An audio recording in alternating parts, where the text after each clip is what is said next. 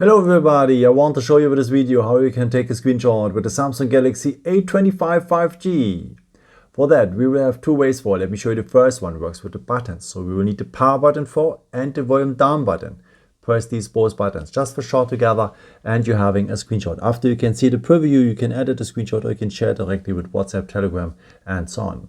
So one more time, the power button and the volume down button just for short together and you're having a screenshot. If you tap now here on the editing symbol, you have also the chance to draw something inside or to highlight something. Or here with the corners, you can crop a part of the screenshot, what is very useful if you want to capture maybe a picture from a website or something like this. And after, just tap here on the symbol to share this edited part, or with the arrow, you can send it directly to your gallery.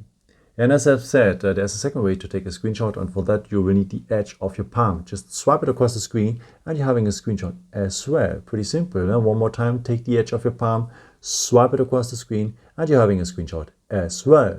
You're ready to find the screenshots after, of course, you're at the gallery. And here the pictures, they are mixed up with the photos and videos you have done with your camera. So this is why I recommend to you to go to the albums, because the screenshots have here their own folder only for your screenshots. Yeah, I hope I could help you with this video and answer a question. And yeah, maybe if you want, you can leave me a nice comment or give me a thumbs up. That would be very helpful for my videos. Thank you so much for. And I've created also some other videos with some more tips and tricks and so on if you're interested in. Or you can also subscribe me to don't miss a new video. Thank you so much for your support. And yeah, maybe until next time. Ciao.